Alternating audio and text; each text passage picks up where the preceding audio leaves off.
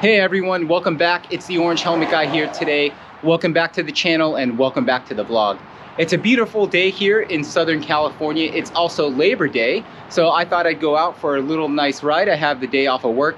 I actually took the entire week off, try to get some hours in, aiming for maybe 15 to 20 hours. We'll see how that goes. But anyway, it's Labor Day. It's nice and light road traffic today. Hopefully the canyons are clear, but everyone has the day off work, so I'm really not sure what to expect. Today, I'm going to go on a little bit of more of a light medium ride today, just through Calabasas, through Mulholland Road, all the way back out to Westlake, trying to save my legs for a little bit more riding later in the week. I'm planning to try to get a century in and maybe a ride to get up to 10,000 feet. So today I'm just kind of warming up the legs for the rest of the week. Hope you guys are having a good day. Let's go.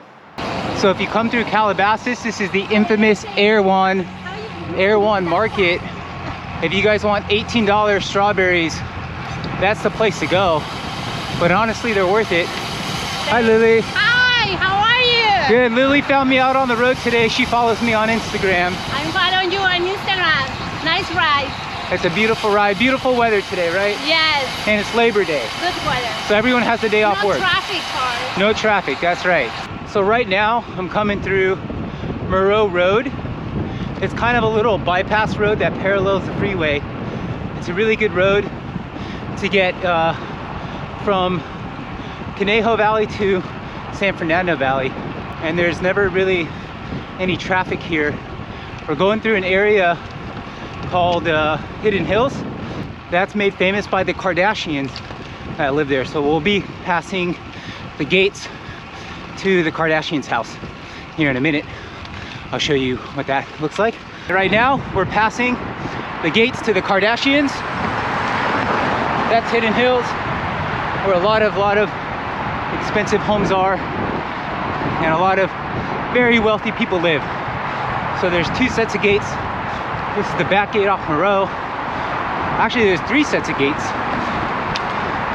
There's this gate, a middle gate, and a front gate. So yeah, really nice area.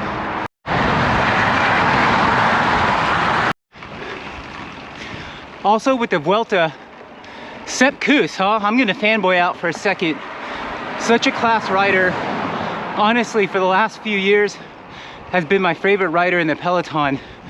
Just such a loyal domestique, never complains, always says the right things in interviews. Just a big fan of that guy. Do you guys think Jumbo will let him lead as long as he can? And if he is in contention in the third week, will they ride for him? They brought Primoz and Jonas, but now Sepp Cuss, I think, was kind of their third act, so to speak, their third threat, maybe a sleeper. I know Sepp's done interviews and he doesn't like to ride for GC, but hey, he's all the way up there. Why the heck not, right? Seems to have great form. I can't believe he's on his third Grand Tour. That's just insane. I could barely get through Calabasas. Dude's riding his third tour right now. This is the other side of Moreau. You pop back over the freeway, and now we're in Calabasas. We're gonna pass by all of the Calabasas car dealerships. BMW, Audi, Mercedes, all the big ones are here.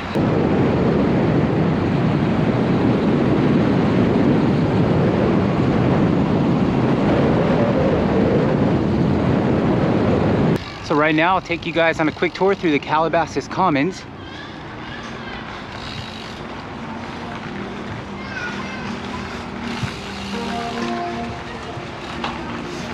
Ice cream.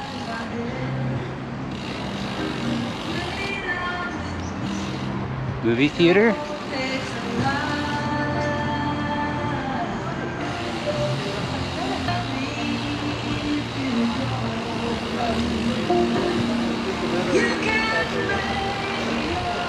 So this is the Commons. I'm gonna get going here.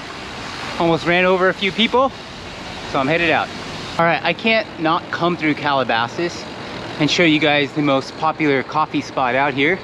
This is Peddler's Fork. Personally, I don't like their coffee. I don't think their coffee is very good. Sorry. Good looking space though. Here's the coffee shop.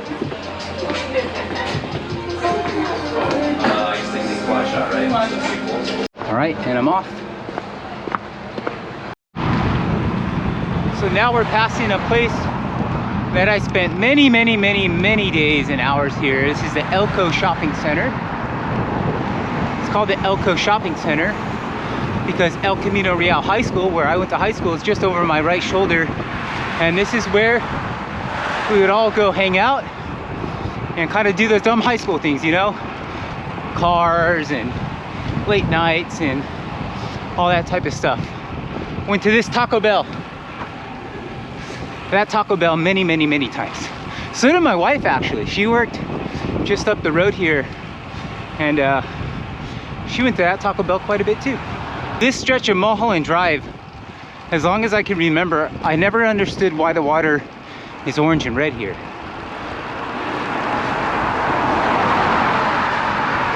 Is that like copper or rust, or is that from like some type of plants? I don't know. Orange here, as long as I can remember. Maybe it's the plants, maybe it's the pollen from these trees, I don't know.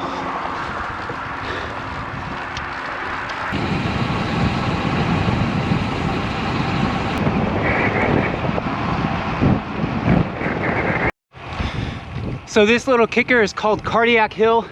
It's the reverse direction of 7 Minute Hill, if you guys know the area. But it's this kind of false 4% flat, but it does kick up to 10% right here, just for a second. So I'm gonna finish this little climb, get to the top of 7 Minute Hill, give you guys some more of my thoughts and questions on week 1 at the Vuelta. It got up to 13. I'm sitting at 9% right now 10%. So again, a little grippy, almost at the top. So this is the top of 7 Minute Hill if you come up this direction.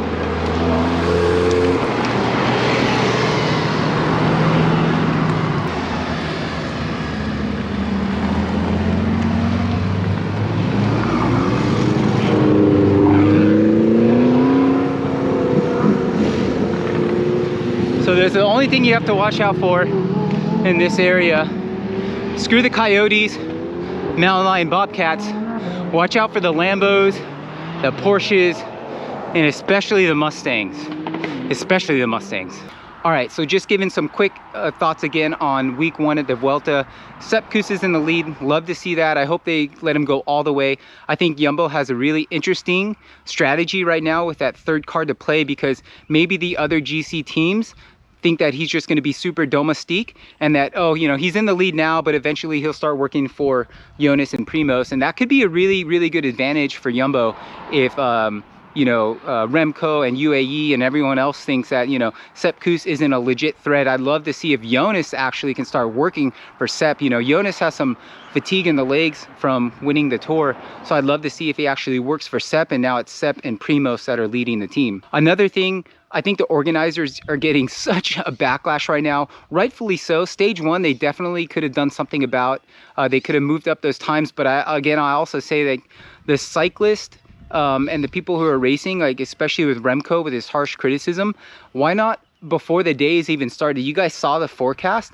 Go to the organizers and have a protest. That way no one even starts the race unless they pull it up a couple hours. So maybe that's a way around it. I know the riders say they're just pawns and they have no power, but I really think they do. I think they just need to band together a little bit tighter and be a little bit more united. Another interesting dynamic I thought was the last stage where they put the finish line 2.7K from the top. I thought it was kind of weird that they put it at 2.7K because it's kind of this like random, you know, marker, right? 2.7. They should have just made it at the 2K banner, because there's an actual flag and banner there, and it would have been a lot easier for the riders to know that's the finish line. I think we saw Joao Almeida kind of go off the front because people didn't quite know where 2.7K was, right? You have a 3K marker and a 2K marker, so 2.7K is just kind of like this really no man's land. They did have, I thought it was funny, they did have a couple of officials standing there. They put 2 cones on the side of the road some ladies out there with a clipboard and then some other officials out there with a cell phone. I thought that was funny. I thought it was very misleading to the riders. I thought they could have organized that a little bit better, but I guess, right, we do applaud them for at least trying to keep the stage safe. That's what everyone has been saying, is keep the riders safe, keep the stages safe, and they try to do it. I just thought they did it in a really bad way, I guess. The other thing I thought that was odd is they let the stage winners go up and race full gas all the way to the stage win, but they didn't let the GC people do it. So I didn't quite understand why that was. Why not just let it end at 2K for everyone, or why not just let everyone race up to the top? I think by the time the riders got there, they cleared enough of the road where, to me, it kind of looked clear. I mean, it was definitely better than stage 1 in the dark and the rain, so I didn't quite understand that, and I don't think Bob Roll did either. I watched the Peacock feed, and Bob Roll was kind of going back and forth. He sometimes can drive me crazy because he says one thing and then says another thing a couple of days later, but I agree with him on the points. They should have made it at the 2K banner, the stop, and if you're going to let the stage winners race for stage win, then why not let the GC people race all the way to the top as well? One of the other big questions, and this isn't anything to do with the Vuelta, just pro racing in general, so if any pros are watching this, probably not, I'd love to hear your thoughts, or anyone that races, when you're climbing and you have your team in a train, what's the difference if it's your team that you're behind in the train or someone else's team? For example, if I'm sitting fifth wheel of an opposing team, is that any different than sitting fifth wheel of my team? Like, it feels like when I watch these races, you have the GC favorites, they lost all their teammates, right? Like at the Tour, we saw Pogačar, not a lot of his teammates made it to the top, but Jumbo was still strong.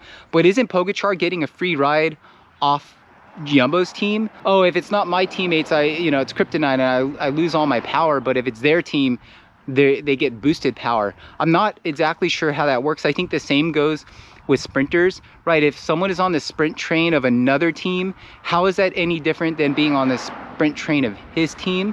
I guess that's one more rider to try to pass the sprinter, but while they're in the wheels, they're still gaining all those benefits, right? So I'd really love to know the answer to that. Is it any different of riding on the train of one team versus your team, an opposing team or your team? Let me know in the comments. All right, so I'm gonna continue on my ride. I'm gonna go down 7 Minute and then all the way back to Westlake. I thought I was gonna climb Stunt, but honestly, I don't have the legs for it. I photographed a wedding on Saturday, and it was a beyond multi-level property. I mean, there were stairs every which way. It was a 10-hour day. I didn't get home till midnight, so legs are pretty exhausted right now. So I'm gonna take it nice and easy and just kind of keep it on the flatter side. I say flat, I'm already at 1,500 feet of climbing today, and I really am not trying to do any climbing at all and saving it for the rest of the week. So yeah.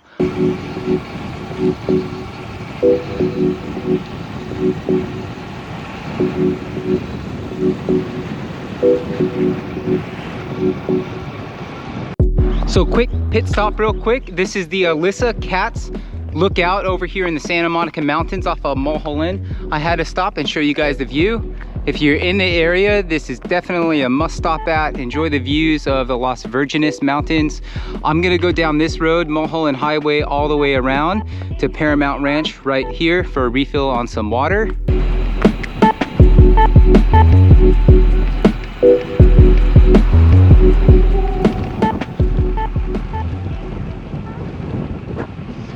All right, so this is Paramount Ranch. Again, another great stop for water. They have bathrooms here. Really beautiful area. One thought I just thought of about the Vuelta and Remco, the stage that he claimed he didn't know that that sprint was for the win. I don't buy it. Don't get me wrong, I'll never be as good as Remco. I don't know what's going on through his head, but I don't buy it because even if it wasn't for the stage win, I think he said he thought one person was ahead of him. You're still racing for a time bonus, right?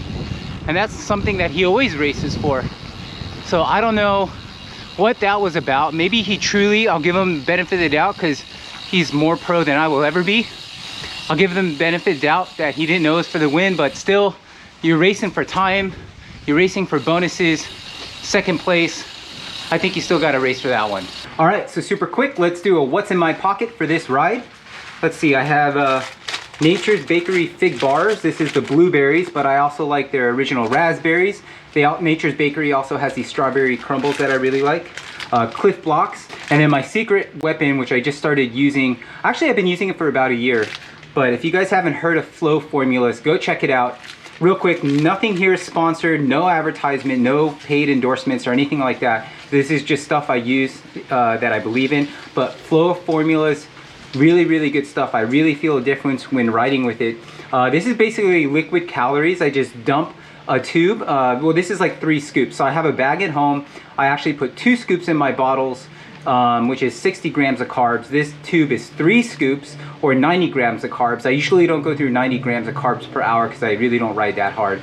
But the bottle is kind of a preset at 90 grams. But what I'll do is I'll dump this into both of my bottles, and then I just have liquid calories and carbs the entire time. So in case I forget to eat, which I do pretty often, I always have some type of calories and carbs in my bottles, liquid calories.